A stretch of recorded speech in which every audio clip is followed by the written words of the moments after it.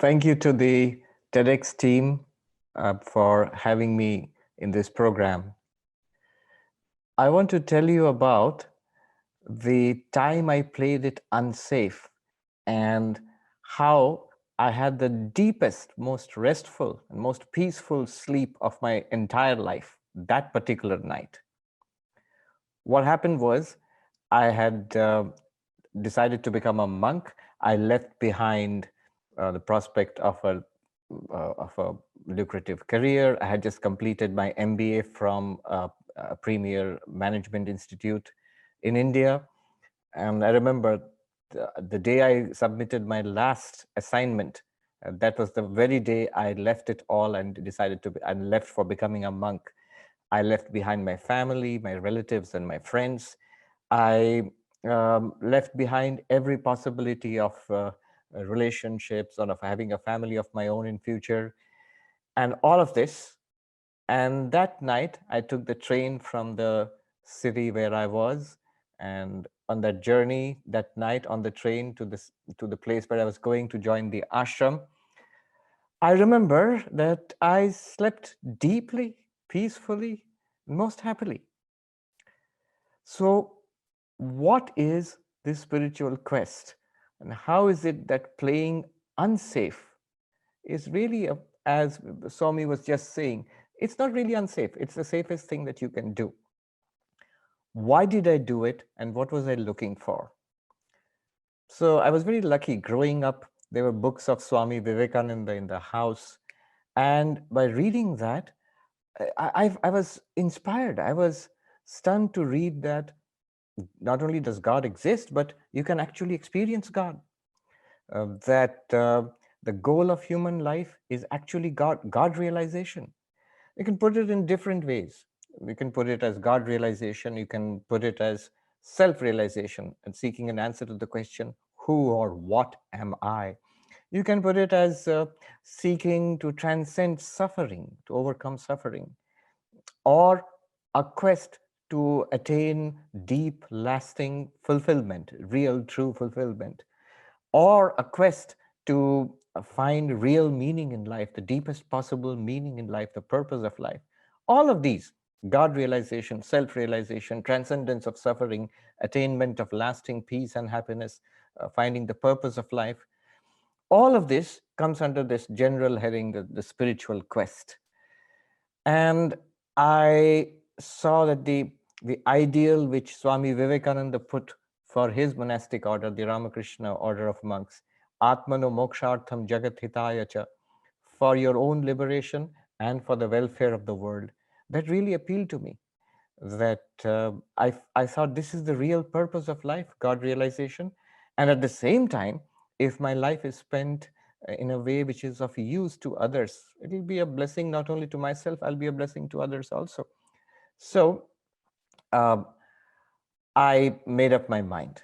I was not a very adventurous kid. And I think the only unsafe thing that I ever did was that night when I left everything and went off to become a monk. It's the same quest which transformed Narendranath into Vivekananda more than 100 years ago. And by the way, the place where I am right now is all because of that transformation. This Vedanta Society of New York was established by Swami Vivekananda himself in 1894. 2,500 years before that, it was the same quest which transformed the Prince Siddhartha into the Buddha. And not just Vivekananda or Buddha, there have been hundreds, thousands of men and women who have walked this path of renouncing the world on a spiritual quest of embracing the monastic life. But it's not really a journey about myself. It's not really about the monastic journey. It's about the spiritual quest, which I believe is a quest for all of us. It's something that all of us can embrace and should embrace. That forms the real theme of my talk today. What does this monastic quest consist of? What does the spiritual quest consist of? What exactly do I mean by spiritual life? What do we do? One aspect, there are four aspects to it. One aspect is, as Swami mentioned a little while ago, this quest for realizing who I am. To some people, this spiritual quest comes in this form. Who am I? What am I? Where have I come from? Where am I going? What is the point of my life? What is the purpose of my life? Is it true what they say that that I am not the body, I'm not the mind, that I am a spiritual entity, that I'm the Atman, I'm pure consciousness, bliss? Can it be realized? So there's this whole path of inquiry. It is a philosophical, meditative process of looking into one's own experience and seeing that uh, what we took for granted without inquiry, that I am just this person, that's not at all true. There's something much deeper, much more profound about our own existence. And there are texts and texts. There are the Upanishads. There are so many Advaitic texts which take you step by step in this inquiry. This path is called the path of knowledge, or in Sanskrit, Gyan Yoga. So that forms one aspect of spiritual life. There is the other aspect of spiritual life, which is very popular, meditation these days here, especially in the United States, for example. Meditation has become a phenomenon.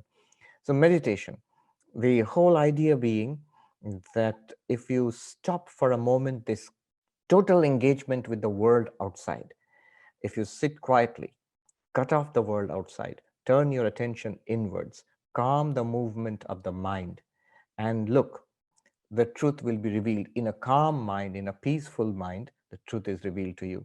So this is the path of yoga, in the sense of Patanjali's yoga, the path of meditation. That's another aspect of spiritual life. Then there is a third aspect of spiritual life, which is the devotional aspect. Um, God in any form, uh, it could be Krishna or Rama uh, or in any religion, the devotional theistic approach, that there exists an entity, which we take it on faith, but an attitude of surrender, faith, devotion, worship, um, practices like chanting and ritualistic worship, all of this. This develops a feeling of deep love for the ultimate reality, for God. This is the path of Bhakti Yoga. So we have Jnana Yoga, the path of knowledge, Raja Yoga or Dhyana Yoga, the path of meditation, and then Bhakti Yoga, the path of devotion. Then we have the path of work or action, Karma Yoga, service, that you see, it's also a part of our spiritual practice. That the same God which you are trying to realize through philosophical inquiry, through devotion and faith, through meditation, that same divinity exists in the form of all beings around you. And you can worship not only in the temple, but you can actually worship through service. So in the ashram, when I first went, there was a school. So I would worship in the temple there, and then I would go to the office, and the worship would take the form of office work, and then I would go to the classroom and teach children there. That would also be a continuation of the same worship which I was doing throughout the day. So Karma Yoga, transformation of our activities, of our actions, especially service action, service-oriented activity into spiritual practice. That is the fourth aspect of spiritual life, Karma Yoga. Swami Vivekananda defined it very beautifully. He said the purpose of human life is God realization, is to manifest the divinity which is already within us. And you do it through philosophical inquiry or Jnana Yoga. You do it through meditation or Raja Yoga. You do it through devotion and love or Bhakti Yoga. And you do it through the path of doing good works and being of use to society, to humanity in general, through giving education, medical care, counseling, whatever, for service in every form. And that is the path of Karma Yoga. And he said you can do it by any one of these or more than one or all of these together. And he preferred a harmony of these four paths. And to be spiritually free, that is the whole of religion. Books, temples, doctrines, churches, these are secondary details. So this is how he defined the spiritual quest. This is how our lives are shaped as monks. But what I want to say is that you don't really have to be a monk to be spiritual. In fact, one can be and should be spiritual no matter what you are. Today, it's possible to be a monk and be spiritual, of course, or it's possible to be a householder.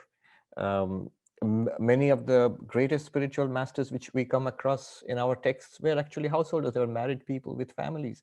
The Bhagavad Gita was taught by Krishna to Arjuna in the battlefield, not in an ashram. Krishna was not a monk, Arjuna was not a monk. Both were householders, and both saw how Krishna taught Arjuna how one could spiritualize one's life. Spirituality is compatible with every profession. If you are an administrator, if you are an educationist, if you are a social activist, if you are, you know, a student, a housewife, in every possible occupation, one can be and one should be spiritual, as one can spiritualize that work. There is a, nowadays it's possible to be, neither a monk nor a householder. It's more and more common now, a phenomenon that you can remain unmarried without becoming a monk or a householder. And there are so many such people I see who have a personal spiritual quest, and they do wonderful work in society.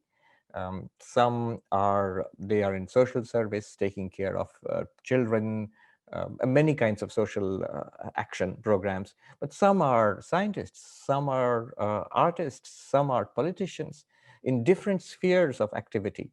But the philosophy is the same. What Swami Vivekananda said, Atmano mokshartham jagatithaya cha, for your own liberation and for the welfare of the world. And it's very interesting.